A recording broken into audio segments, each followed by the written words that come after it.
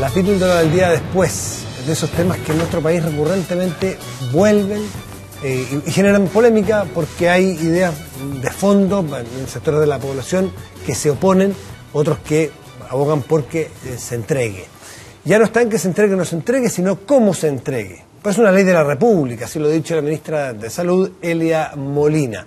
Hemos invitado a dos médicos ginecobstetras, Francisca Valdivieso, docente de la Universidad Católica, Universidad de Finisterra, ¿me faltó alguna? Y magíster en bioética. Gracias por estar aquí, Francisca. Muy buenas noches. Buenas noches, muchas gracias por la invitación. Y el doctor Ramiro Molina, del doctor de la Facultad de la Universidad de Chile y de la formador del Centro de... Facultad de Medicina, Universidad de Chile, Escuela de Salud Pública, eso. Departamento de Obstetricia y Ginecología. Y punto. Y muchas cosas más, pero dejémoslo hasta ahí. Dejémoslo hasta ahí nomás. Porque vamos a ir al tema, pero antes los invito a ver la siguiente nota. Okay.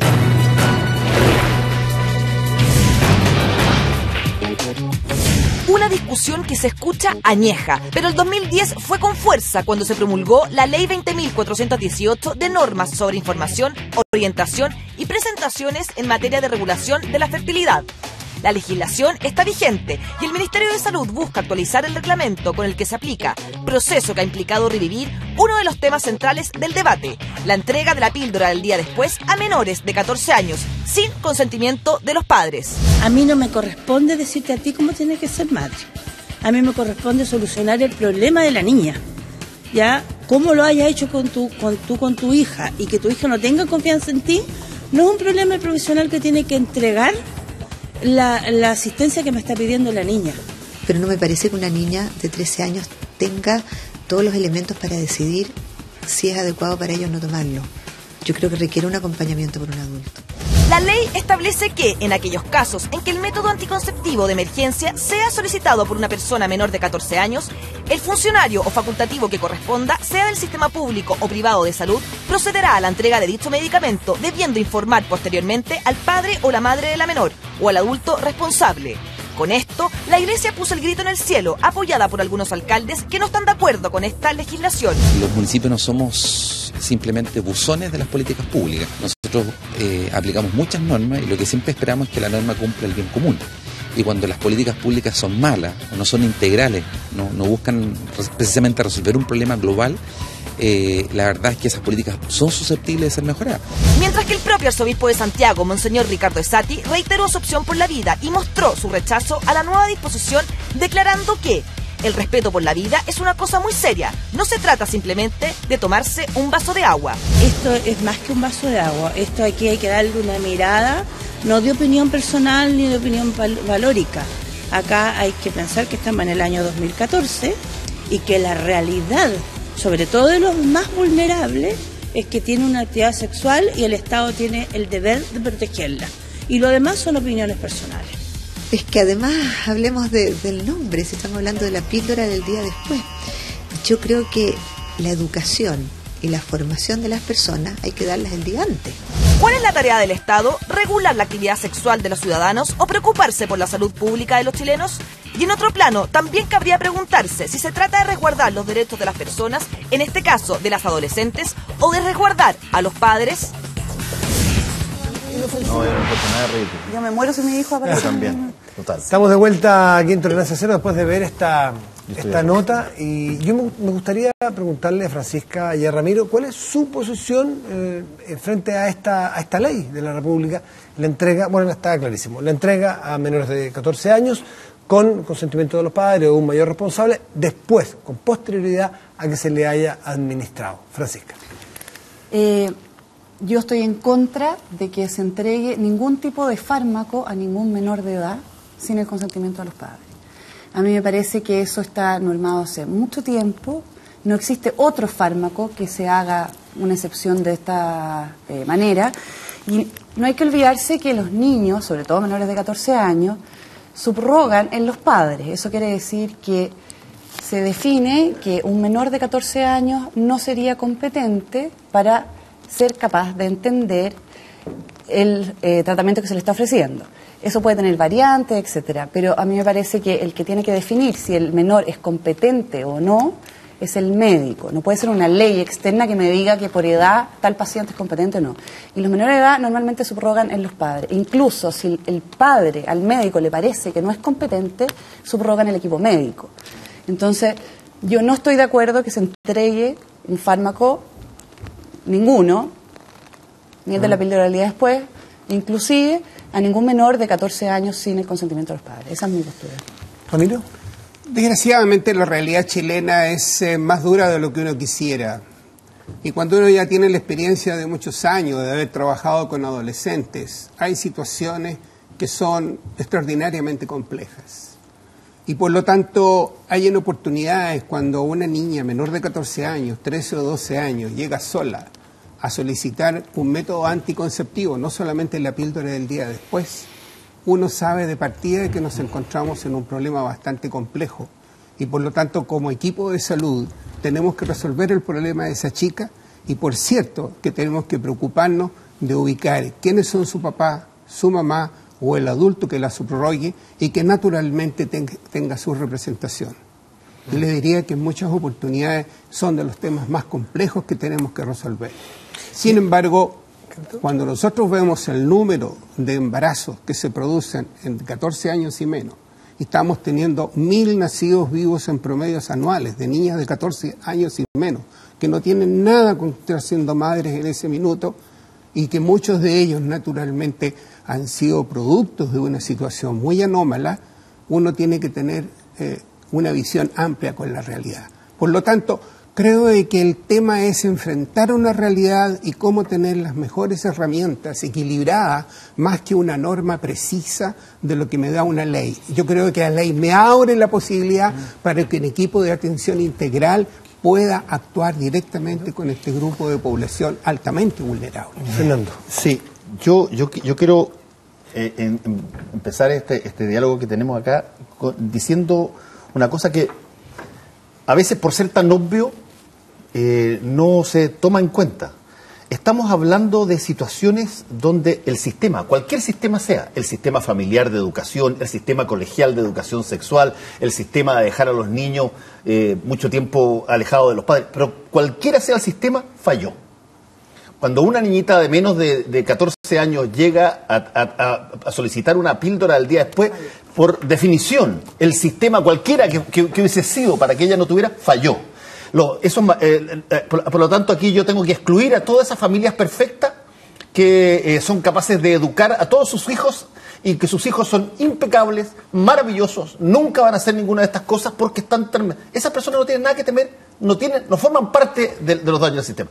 Pero, ¿qué pasa con esto, como decía el doctor, más de 1.000 embarazos de personas? ¿Cómo se enfrenta en nacidos realidad? Vivos. Nacidos vivos. ¿Cómo se enfrenta en realidad esa situación? Porque no le puedo pedir a una niñita que está con posibilidades de embarazo, porque el pololo tuvo relaciones o porque la violaron o por cualquier razón, y ella teme esa situación, no le puedo pedir a esa persona que vengan 2 asesores familiares extraordinarios y le digan a esa persona que ya tiene el problema encima, le digan, mira, yo te tengo que decir cómo tiene que ser la cosa para que no te pase lo que te está pasando. No funciona ya pasó. Entonces, ante el hecho consumado, Francisca, ¿cómo se reacciona? A ver, primero yo no estoy de acuerdo que solamente la gente que llegó, tú dijiste que hay personas que quedan excluidas porque ya se previno de alguna manera. No, perdona, me quiero explicar. Lo que yo digo es que hay ciertas personas que dicen, oye, pero lo dicen con una confianza tan gigantesca que dicen, a mí me ha tocado conocer personas. Todo ese problema se resuelve si tú lo explicas muy bien a los niños, tienes una tremenda cosa. Y yo digo, bueno, si que tú resolviste ese problema, yo creo que ese problema no se fantástico. resuelve Tu niña necesariamente nunca va a llegar aparentemente a tener que solicitar una píldora al día después. Pero ¿qué pasa con la que llega? Bueno, yo creo que esa persona también puede llegar a solicitar la píldora del día después. No creo que por haberlo prevenido de esa manera no va a llegar. Ahora, si yo tengo un hijo enfermo y lo llevo al médico y el médico le parece que tiene que recetarle un tratamiento, el que sea, siempre ese médico le va a preguntar al padre de ese niño, sobre todo si es un menor de 14 años. A mí no se me ocurriría pensar que si tú tienes un niño enfermo lo vas a mandar solo, sin ningún acompañante, porque tú dices, tengo que traer 2 asesores. Si no se trata de traer 2 asesores, se trata del acompañamiento de un menor de 14 años. Por ley en Chile, un menor de 14 años que tiene actividad sexual se considera por ley no consentida. O sea, se asume que eso fue no consentido. Y por lo tanto, eso es lo que dice. Si es no consentido, nosotros los ginecólogos mucho tiempo hemos estado dispuestos y hemos tenido que muchas veces denunciar a menores de 14 años que han tenido actividad sexual. Porque se asume que esa menor de 14 años no tiene la competencia, no está entendiendo lo que está haciendo. ¿Ya? No se trata solamente si la paciente menor de 14 años quiso o no quiso tener actividad sexual. Es que quizás ella no sabe lo que es tener actividad sexual. Para que alguien sea competente tiene que entender qué significa, tiene que tener la capacidad de analizarlo, tiene que tener la capacidad de expresarlo. Entonces, quizás yo me topo con una menor de 14 años, de 12 años, que no tiene la competencia, que me parece que no es competente para entender lo que está haciendo. Y quizás también me topo con alguien de 25 que me parece que tampoco la tiene, ¿entiendes? Perdón, yo quisiera terciar un poco en esta materia. Es muy curioso porque obviamente de que si yo voy a la comuna de Providencia, de Vitacura o de Las Condes, no me voy a encontrar con el problema de que la mamá manda a su niñita de 13 años a consultar. ¿Cuándo me encuentro con este problema y que es un problema complejo, difícil de resolver, pero que está y tenemos que resolverlo? Se nos da en las poblaciones que son más vulnerables y por lo tanto se nos da un volumen importante en aquellas comunas que son vulnerables y se nos da en provincia y se nos da en el sector rural y se nos da en el sector donde estamos solos. Y por lo tanto, el tema fue ampliamente discutido y creo que fue uno de los temas más discutidos en el Parlamento cuando se discutió la ley 20.418. Y por lo tanto, la redacción de la ley como la redacción del reglamento por el Ministerio de Salud fue hecha de tal manera que tuvo que estar dicha en esa forma para hacer un equilibrio entre lo que dice la ley de una niña de 14 años y menos, que dentro de la ley se supone de que es un abuso sexual, pero a su vez no poder actuar más bien como un elemento de carácter normativo, regular frente al tema, déjame terminar con esto, regular frente al tema, sino de que dar la posibilidad de ir a resolver un problema y no solamente a hacer una judicialización del tema, que no es el papel del equipo médico. Nosotros estamos por ayudar a la gente. ¿Tú quieres agregar algo, Francisca? Es que por lo mismo, Ramiro, que si el perfil de paciente al cual se quiere ayudar es el perfil de gente con menor educación, con menos acceso y con menos recursos, es que entonces a mí me parece una maldad promover que esa adolescente vaya sola, porque lo que yo tengo que incentivar es que esa adolescente tenga un respaldo detrás, que se le exija que haya un padre o una madre detrás que se haga cargo de la salud sexual de esa persona. Desgraciadamente, Francisca, pero tengo que tratar de promoverlo. Francisca, yo no puedo facilitar. Un caso real. Eso se produce en la población. Un caso real. Entiende que son 850 los nacimientos en Chile, nacidos vivos, menos. Dale un promedio de 1000 porque en 10 años tú ves que esto sube y baja. 1000. Te voy a poner algunos casos de esos 800, de esos 1000, algunos poquitos aunque sea, pero es que con uno basta. Que esta joven, esta niña, haya tenido relaciones y que no quiera que se convierta en un embarazo, o ya haya sido consentida, entre comillas, porque es muy chiquitita, o una violación, lo que fuere, y va al doctor porque sabe que sus padres no lo van a dejar tomar esta pastilla. ¿Dónde está el derecho? Porque dice, ¿y si yo voy donde mis padres y mis padres se niegan? Que mira, si eso pasa, mis padres se niegan, yo voy a engendrar un hijo y no quiero tenerlo por X, Y o Z razones. Entonces, no sé dónde lo escuché el otro día, pero me pareció que una analogía que puede ser correcta decir, así como los padres, hay padres que no mandan a sus hijos al colegio y por eso es que hay una ley que obliga, más allá de lo que digan los padres, la ley obliga a que vayan los niños al colegio porque tienen el derecho a la educación.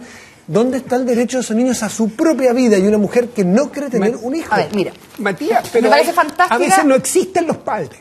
Me parece fantástica la pregunta. ¿Por qué? Porque esto sirve de ejemplo para entender lo que a mí me parece que debiera ser. Si un menor de edad menor de 14 años, va a solicitar un tratamiento cualquiera sea, llamémoslo píldora el día después, porque tuvo una relación sexual y tiene susto de embarazarse y no quiere hablar con los padres.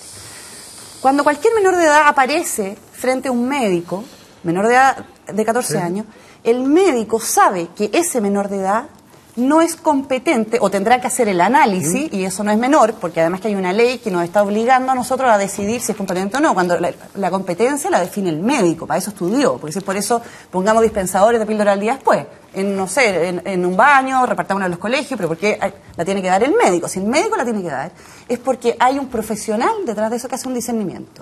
Y dice, muy bien, este paciente que tengo frente a mí, ¿es competente o no?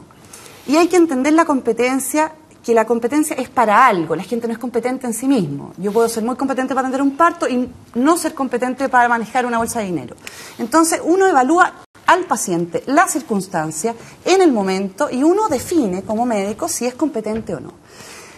Un menor de edad, probablemente el médico va a decidir que no es competente. Si no tiene en quién subrogar porque va solo, subroga en el equipo médico. O sea, cuando no existe una subrogación en los padres, subroga automáticamente en el equipo médico. Pasa lo mismo si es que fuera una madre, por ejemplo, te voy a poner este ejemplo, una madre con un lactante de 2 meses, con una neumonía, y el médico trata de indicarle un antibiótico. La madre decide que no le va a dar el antibiótico. ¿El médico qué dice? El lactante no es competente. Subroga en la madre. Y si a mí me parece que la madre, esa madre, tampoco lo es, subroga en el equipo médico. Perdón, esto es más simple. ¿Quién puede subrogar la voluntad de tener un hijo que la propia madre o potencial madre? Es que si ese paciente es competente, estamos de acuerdo. Pero si esa niñita no es competente, no entiende lo que está pasando ahí. Y si es competente y es menor de 14 años, bueno, y ella dice, perdón, si mis padres no han existido, mis padres no han existido nunca, por algo estoy aquí sola y resulta el médico competente. Tendrá la opción de decir, me parece que esta niñita de 12 años sí lo es. Oye, ¿puedo ser competente para intervenir en esta...? Es que no era. Bueno, a mí yo tengo una sensación de surrealismo, como que me subí una máquina del tiempo y estoy escuchando esta conversación en la época del presidente Barros Harpa, más o menos, donde estas cosas se habrían discutido de esta manera. A mí me parece que hay una serie de puntos que son francamente absurdos, Francisca. En primer lugar, hablar de pacientes. En el caso de una niñita que tiene sexo, y todos sabemos que hoy en día que muchas niñitas de 14, 15, 16 años de edades parecidas están teniendo sexo en forma sistemática. Primera cuestión, no es un paciente. Segundo, si esa niñita ha tenido sexo en un día de fertilidad, cosa que las niñas saben cuándo es, por los síntomas y todo, y va a pedir esta pastilla, no es cualquier fármaco, no es un tema de que ella parece que está enferma de algo, no sabe bien y pide cualquier cosa, va específicamente a pedir un fármaco que tiene una acción específica para una situación específica que esa niña la conoce perfectamente bien. Tercera cosa, ¿qué podría agregar o significar el consentimiento paternal? Porque hemos de suponer que los padres van a agregar una dosis de conocimiento médico, en este caso, que va a hacer alguna diferencia. ¿Quiénes son los padres? En primer lugar, los padres probablemente ni tienen idea que su hija está teniendo sexo. Cuarto, si tenemos que pedirle el consentimiento a los padres, también se supone que la niña tiene que ir a decir al papá, mamá, me quiero ir a acostar con mi pololo, ¿lo puedo? Eso no ocurre, ¿no? Generalmente las niñetas tienen sexo por su cuenta, en forma más o menos reservada, secreta, clandestina, o por último, no es un tema que se hable en claro. Entonces, toda esta discusión como es planteada me parece francamente absurda. Como dijo mi tocayo, con otras palabras, la pastilla del día después llega mucho después que ya se derramó la leche. O sea, ya se produjo el sexo, probablemente se produjo el problema. No es solamente una vez que la violaron o que en un rapto de pasión. Probablemente esa niña hace rato que está teniendo sexo y en un momento dado lo hizo cuando estaba fértil. Entonces sabe que puede estar embarazada y va a pedir la pastilla. A mí me parece absolutamente razonable el punto del doctor y de cualquiera que use este sentido común con que estoy viendo esta cuestión y se dé cuenta que si a uno le molesta o le parece malo, porque eso sí que es legítimo, el considerar que tengan sexo tempranamente, está bien, pero eso ya pasó. Cuando el tema de la pastilla del día después emerge, ya pasó todo, ¿o no? Francisco. Ya pasó, ya se creó el problema y hay que resolverlo. Además, Fernando, yo creo de que hay que tomar en consideración otros aspectos, no solamente los elementos puntuales de lo que uno decide o no decide, porque el médico es un instrumento de una sociedad a la cual uno se va adaptando necesariamente para poder ejercer mejor su profesión. No es, digamos, un normativo que tiene que aplicar leyes que son irrestrictas. Yo creo de que es extraordinariamente importante saber que cuando uno trabaja con adolescentes y adolescentes menores, tiene que tener una visión que también se relaciona con el problema de la sociedad donde vivimos. claramente la tendencia a la disminución del inicio de la edad en las relaciones sexuales es cada día mayor. Es decir, desgraciadamente quisiéramos tener eso. Eso creo que lo podemos tocar en otro punto porque tiene algunas posibilidades que este país todavía no lo ha hecho y creo que tenemos todos en conjunto una gran responsabilidad. No se trata de echarle la culpa solamente a un determinado ejecutivo o a algún determinado gobierno o al Estado. Todos somos culpables en Chile de una materia que afecta la calidad de la educación. Pero sin embargo, si uno mira de un punto de vista internacional, las declaraciones sobre los derechos del niño exigen por ley, por exigencia y por ética de que el menor de edad tiene que tener confidencialidad y tener ética para ir a consultar directamente a un profesional. Eso mismo está de acuerdo la Organización Mundial de la Salud. Lo mismo está de acuerdo la Federación Internacional de Planificación Familiar.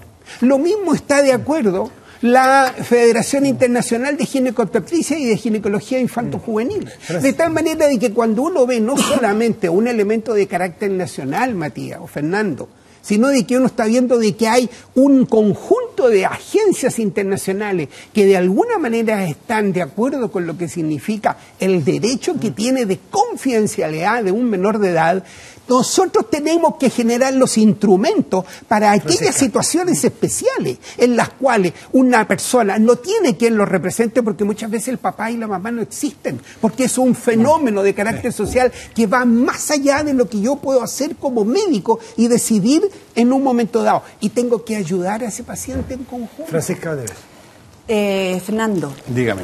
cuando yo atiendo a una persona en un contexto de consulta o de servicio de urgencia, para mí eso es un paciente, siempre, porque yo soy un médico y por lo tanto cuando alguien se acerca en ese contexto a solicitar ayuda, eso es un paciente, tenga o no tenga actividad sexual.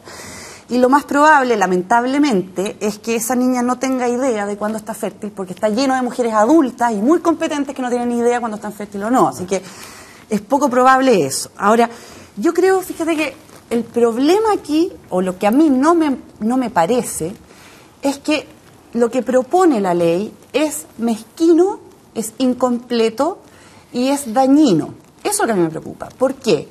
Porque un adolescente menor de 14 años que está sola en un contexto de actividad sexual es un adolescente que está en peligro. Y está en peligro no solo por embarazo, está en peligro por enfermedad de transmisión sexual, está en peligro por psicología, y eso lo saben perfectamente.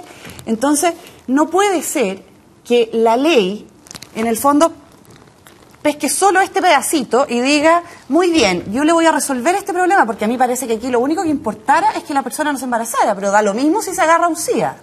Como que, no sé, es como una obsesión. No es excluyente, entonces, Francisca, no es excluyente. De acuerdo, no es tenga que haber educación. Pero ¿sabes qué? Que cuando tú no exiges que haya un adulto a cargo detrás, o alguien competente... Sí lo exige, pero posteriormente la ley.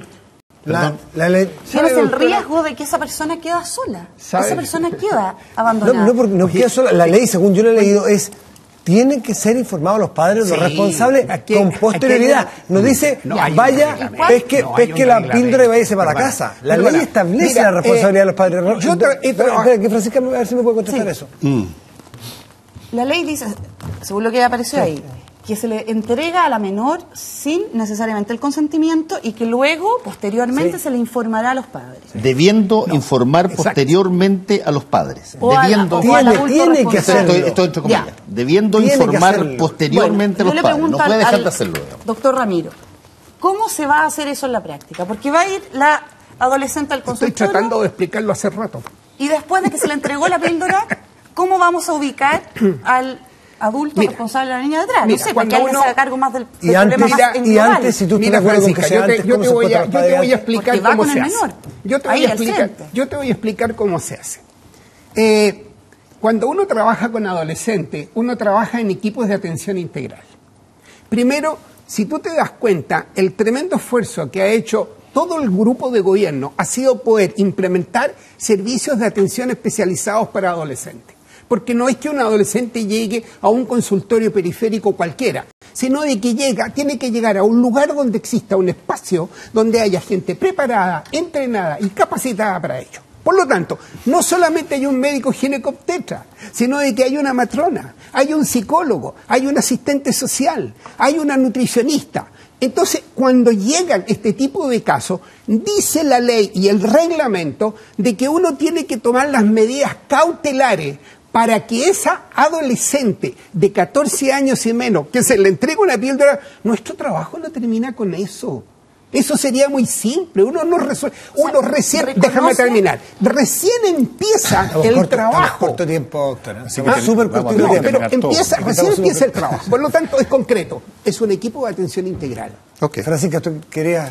No, es que con eso está reconociendo de la importancia que es tener a una persona adulta, responsable y competente detrás. La ley lo dice, la ley lo reconoce. De acuerdo, pero también. es que sí es tan importante porque lo vamos a dejar para después. Pero, yo no puedo creer que sea el único fármaco que no se acuerdo. exija que esté ahí una persona en la cual subroga el menor. Pero mira, es que estamos haciendo un rodeo sobre un tema que lo tocó Fernando más gráficamente de lo que lo toqué yo, pero que es inevitable, que es el problema de, ponte en el caso de que sucede el problema, no en el caso de que funciona la buena educación, sucede el problema. O sea, por ejemplo, a mí me sorprende que la Iglesia Católica diga que lo que hay que hacer es incentivar la buena conversación, la buena educación, la buena sexualidad, como si eso hiciera de que no se producieran los problemas de este tipo.